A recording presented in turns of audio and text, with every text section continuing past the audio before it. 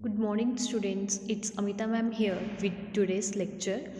Students, जैसा कि बेटा हमने लास्ट लेक्चर में चैप्टर नंबर 8 को स्टार्ट किया था और उसके कुछ क्वेश्चंस को डिस्कस किया था। आज के लेक्चर में हम नेक्स्ट क्वेश्चंस को डिस्कस करेंगे। आज का जो हमारा फर्स्ट क्वेश्चन है that is when and where the modern Olympic games were organised for the first time. जो मॉडर्न ओलंपिक गेम्स थी वो फर्स्ट टाइम कहाँ पर ऑर्गेनाइज हुई थी। तो ये आपका very short answer type question है। इसमें जो आप आंसर दोगे वो वन लाइन में आंसर दोगे, that is the modern Olympic games were organised for the first time at Athens in 1896। कहाँ पर हुई थी? एथीन में हुई थी। और किस ईयर में हुई थी? 1896 में। नेक्स्ट जो क्वेश्चन है दैट इज़ क्वेश्चन नंबर 5, जो मैंने आपको कल भी सेंड किया था, बट वो शॉर्ट आंसर टाइप क्वेश्चन था। अगर इन केस 1 मार्क्स में ऑब्जेक्टिव आता है तो फिर क्वेश्चन किस तरह से पुट होता है? When and where the Olympic flag was fluttered for the first time. First time कहाँ और कब ओलंपिक फ्लैग फ्लटर्ड हुआ था? तो फिर आप इसमें आंसर दोगे, the Olympic flag was fluttered for the first time at Antwerp in 1920। कहाँ पर हुआ था? एंटवर्प में, और 1920 में हुआ था। नेक्स्ट जो क्वेश्चन है very short answer type, that is how many countries participated in the first Olympic games. जो फर्स्ट टाइम ओलंपिक गेम्स हुई थी उसमें कितनी कंट्रीज़ ने पार्टिसिपेट किया था? And your answer is 13 countries. 13 countries थी जिन्होंने फर्स्ट टाइम क्या किया था? पार्टिसिपेट किया था ओलंपिक गेम्स में। नाउ नेक्स्ट जो आपका क्वेश्चन है that is short answer type questions. And what are the main objectives of modern Olympic Games and who is the responsible for this? जो मॉडर्न ओलंपिक गेम्स हैं उनके main objectives क्या हैं और कौन पर्सन उसके लिए रिस्पॉन्सिबल है।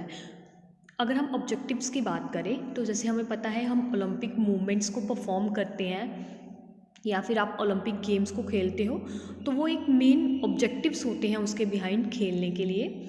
क्योंकि जब भी हम कोई टारगेट सेट करते हैं तो सबसे पहले हम क्या करते हैं? वेरियस ऑब्जेक्टिव्स को यूज़ करते हैं उस टारगेट को फुलफ़िल करने के लिए। वैसे ही जो ओलंपिक मूवमेंट्स हैं उसके भी कुछ मेन ऑब्जेक्टिव्स थे जिनको हम वन बाय वन डिस्कस करेंगे। बेसिकली ये ऑब्जेक्टिव किसने दिए हैं? बैरन पायरेडी कॉबर्टिन ने। उसने डिफरेंट ऑब्जेक्टिव्स को एनलिस्टेड किया है। First one is to invite the attention of world community to understand the value of the programmes of physical training. इन्होंने बोला है कि हमें क्या करना है? वर्ल्ड कम्युनिटी की अटेंशन को इनवाइट करना है। किसके लिए? डिफरेंट फिजिकल ट्रेनिंग के प्रोग्राम्स को डेवलप करने के लिए, कम्पिटिटिव स्पोर्ट्स को डेवलप करने के लिए, हेल्थी नेशंस को डेवलप करने के लिए, एज वेल एज करैक्टर्स को बिल्ड करने के लिए। इससे क्या होगा? जो एक इंडिविजुअल पर्सन है उसकी पर्सनैलिटी ट्रेट्स डेवलप होंगे। इसलिए हम ओलंपिक मूवमेंट्स के रिगार्डिंग क्या करते हैं? ऑब्जेक्टिव को सेट करते हैं। Second one is to generate a sense of loyalty, brotherhood and spirit among the participants. हमें क्या करना है? जब भी किसी कंपटीशन में टेक पार्ट करना है तो उसमें एक सेंस क्रिएट करनी है, that is loyalty, brotherhood and team spirit. जब भी हम कोई ओलंपिक मूवमेंट्स या ओलंपिक स्पोर्ट्स एक्टिविटीज़ में पार्टिसिपेट करेंगे तो हमारे अंदर सेंस होनी चाहिए regarding loyalty, brotherhood and team spirit की। Next objective is your to include among sportsman persons the idealist persons and the sports as a part time and not an activity for acquiring material gain। जब भी हम क्या करते हैं? एक team बनाते हैं या एक एज अ टीममेट पीयरमेट्स खेलते हैं तो हमारे अंदर कौन सी क्वालिटीज़ डेवलप होनी चाहिए? स्पोर्ट्स पर्सन की, आइडलिस्ट पर्सन की। हमें सिर्फ एक्टिविटी को मटेरियल गेन करने के लिए ही परफॉर्म नहीं करना है, एक टीम बनानी है, एज अ पीयरमेट वर्क परफॉर्म करना है। Next one objective is to develop a spirit of international understanding and goodwill leading to the global peace and harmony। हमारे अंदर ऐसी क्वालिटीज़ डेवलप होनी चाहिए regarding international understanding, regarding goodwills and regarding global peace for harmony. Next one is to remove the barrier of caste, creed, religion and colour. हमें different जब हम as a teammate खेल रहे हैं तो हमें सबसे फर्स्ट प्रेफरेंस किसको देनी चाहिए, रिमूव करनी चाहिए डिफरेंट बैरियर्स को रिगार्डिंग, जो हम कास्ट के रिगार्डिंग करते हैं, क्रीड्स के रिगार्डिंग या कलर, या फिर हम जो रिलीजन्स के रिगार्डिंग डिस्प्यूट्स क्रिएट करते हैं अमंग डिफरेंट पेयरमेट्स, उन सबको हमें क्या करना चाहिए, रिमूव करना चाहिए। And last one is to promote amateurism. हमें क्या करना चाहिए, पर्सनैलिटी को डेवलप करना चाहिए, हारमोनी को डेवलप करना चाहिए, एज वेल एज ब्रदरहुड को डेवलप करना चाहिए among the different athlete players. अब इसी के साथ बेटा आपका वन पार्ट है, that is who is responsible for this. कौन पर्सन इन ऑब्जेक्टिव्स के लिए, या फिर आप ये बोल सकते हो development of modern Olympic games के लिए रिस्पॉन्सिबल है। And the answer is Baron Pierre de Coubertin, क्योंकि इस पर्सन ने क्या किया है, एंशियंट ओलंपिक गेम्स को मॉडर्नाइजेशन फॉर्म में कन्वर्ट किया है, या फिर आप ये बोल सकते हो एक डिफरेंट शेप दी है एंशियंट ओलंपिक गेम्स को मॉडर्न ओलंपिक गेम्स में कन्वर्ट होने में। Now your next one question is what is Olympic village? Olympic village क्या होते हैं? अगर हम ओलंपिक विलेज की बात करें, जैसे मैंने आपको फर्स्ट डे इंट्रोडक्शन में बताया था कि जो हम ओलंपिक गेम्स को परफॉर्म करते हैं उसको एक कंट्री क्या करती है, अपनी कंट्री के अंदर होस्ट करती है, एंड डिफरेंट कंट्रीज़ या फिर जो क्रॉस कंट्रीज़ होती हैं वो सब क्या करती हैं, उस कंट्री में आके वहाँ पर ओलंपिक गेम्स में पार्टिसिपेट करती हैं। अगर हम पार्टिसिपेशन की बात करें तो डिफरेंट क्रॉस कंट्रीज़ के जो एथलीट्स प्लेयर होते हैं वो क्या करते हैं, रिसाइड करते हैं पार्टिकुलर एरिया में या पार्टिकुलर कंट्री में जहाँ पर क्या होती हैं, ओलंपिक गेम्स होस्ट होती हैं। तो फिर वहाँ पर जो प्लेयर्स होते हैं या फिर एथलीट्स प्लेयर्स होते हैं उनको रिसाइड करने के लिए as well as practice perform करने के लिए एरिया चाहिए होता है, जिसको हम किसके साथ एसोसिएट करते हैं, ओलंपिक विलेजेस के साथ।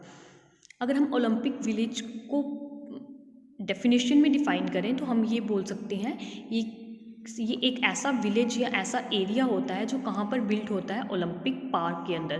दैट मीन्स ओलंपिक मूवमेंट्स जिस ग्राउंड में परफॉर्म हो रही हैं उसके नियर बाय एरिया में ये कैबिनेट लाइक स्ट्रक्चर्स बनते हैं, जहाँ पर हम क्या करते हैं, जो डिफरेंट पार्टिसिपेंट्स होते हैं या फिर आपके जो डिफरेंट एथलीट्स प्लेयर होते हैं वो हाउसेस बिल्ड करते हैं वहाँ पर रिसाइड करने के लिए, वहाँ पर ऑफिशियल ट्रेनिंग परफॉर्म करने के लिए, एथलेटिक ट्रेनिंग परफॉर्म करने के लिए, as well as other staff का जो वर्क होता है वो परफॉर्म करने के लिए वहाँ पर कैबिनेट लाइक स्ट्रक्चर बनते हैं with in the Olympic park. इसी के साथ ये जो आइडिया था ओलंपिक विलेज को बनाने का या सेटअप करने का, ये किसने दिया था, बैरन पायरे डी कूबर्टिन ने।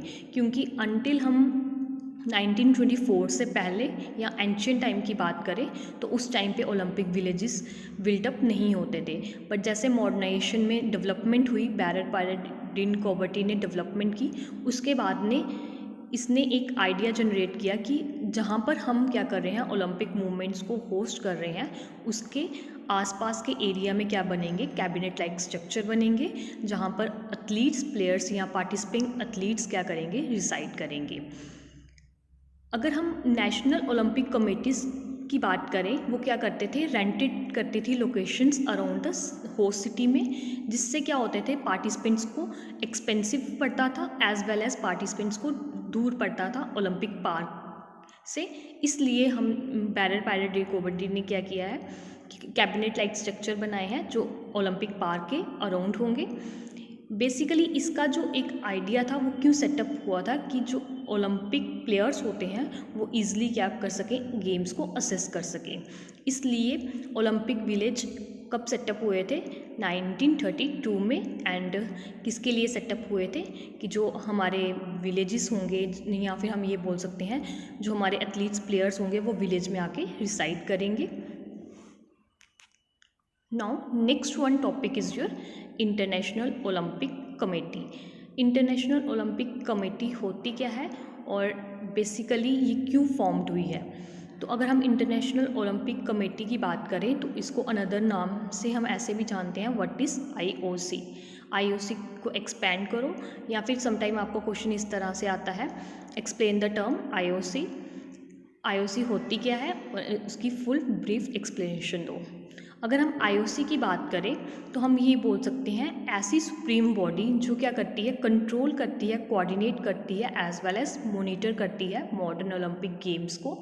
ऐसी फेडरेशन जो कंट्रोल भी करेगी, कोऑर्डिनेट भी करेगी और मॉनिटर भी करेगी सारी की सारी ओलंपिक गेम्स को, ऐसी फेडरेशन को हम क्या डिफाइन करते हैं, as a international Olympic committee. ये किस ईयर में फॉर्म्ड हुई थी? इन द ईयर 1984 में। अगर हम इसके परमानेंट हेडक्वार्टर की बात करें तो वो कहाँ पर है? स्विट्ज़रलैंड में। बेसिकली जो मेन मोटो था इस फेडरेशन को फॉर्म करने का वो क्या था कि जितने भी national as well as international athletes, players क्या करते हैं, एक्टिविटीज़ को परफॉर्म करते हैं, उनका जो पूरा का पूरा कंट्रोल है वो एक ऑर्गेनाइजेशन के अंडर हो। बेसिकली कहाँ पर ओलंपिक गेम्स होस्ट होंगी, कौन कौन सी कंट्रीज़ पार्टिसिपेट करेंगी, ये सब की सुपरविज़न कौन करेगी? आईओसी। अगर हम आईओसी की बात करें तो आईओसी में कुछ डिफरेंट मेंबर्स होते हैं जो पार्टिसिपेट करते हैं, क्योंकि ये एक बिगेस्ट फेडरेशन है या फिर आप ये बोल सकते हो बिगेस्ट ऑर्गेनाइजेशन है जिसमें डिफरेंट क्रॉस कंट्रीज़ पार्टिसिपेट करती हैं, इसलिए इसमें डिफरेंट मेंबर्स सेलेक्ट होते हैं।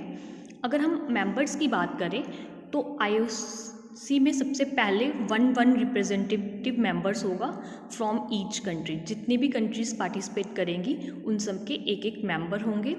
फिर दो मेंबर्स उन कंट्रीज़ के होंगे जिन्होंने क्या किया होगा, या तो पहले अपनी कंट्री में ओलंपिक गेम्स को होस्ट किया होगा या फिर अलॉट ऑफ कंट्रीब्यूशन किया होगा ओलंपिक मूवमेंट्स में। वन मेंबर हर एक कंट्री का होगा, दो मेंबर उन कंट्रीज़ के होंगे जिन्होंने पहले अपनी कंट्रीज़ में ओलंपिक गेम्स को होस्ट किया होगा या फिर अलॉट ऑफ कंट्रीब्यूशन किया होगा इन ओलंपिक मूवमेंट्स में। इसके बाद में जो सुप्रीम बॉडी है उसमें बेसिकली 168 नेशंस पार्टिसिपेट करते हैं, जिसमें 40 इंटरनेशनल स्पोर्ट्स फेडरेशंस पार्टिसिपेट करती हैं।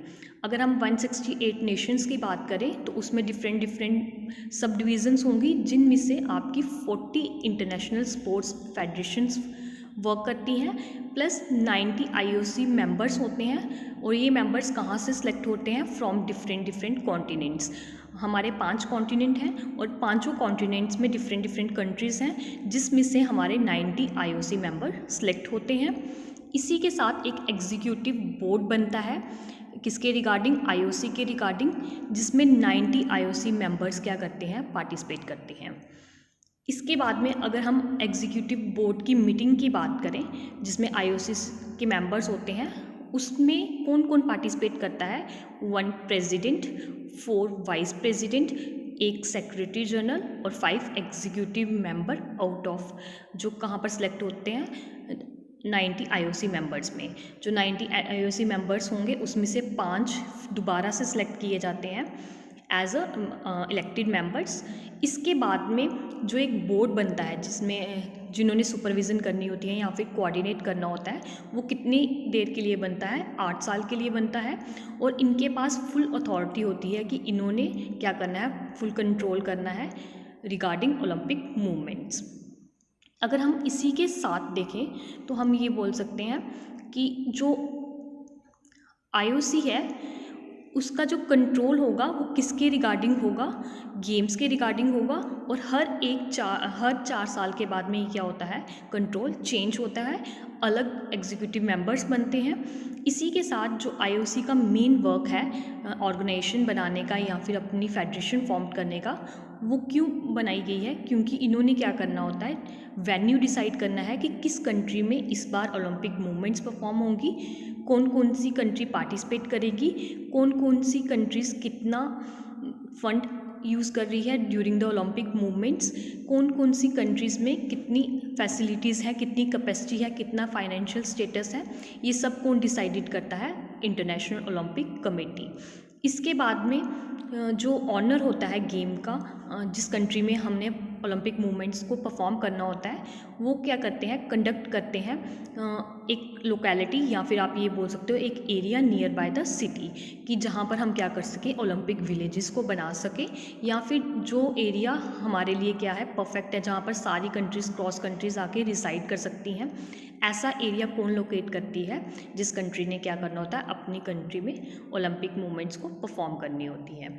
इसी के साथ एक स्पेशल अलॉटमेंट दी जाती है जिसमें सारी की सारी रिस्पॉन्सिबिलिटीज़ दी जाती है रिगार्डिंग नेशनल ओलंपिक कमेटी, क्योंकि ये एक ऐसी होस्ट कंट्री है जिसने क्या करना है, सारी की सारी नेशनल ओलंपिक कमेटीज़ की ऑर्गेनाइजेशन को रीटेस्ट करना होता है। इसलिए ये सारा का सारा जो प्रोसीजर है वो कौन परफॉर्म करती है, इंटरनेशनल ओलंपिक कमेटी।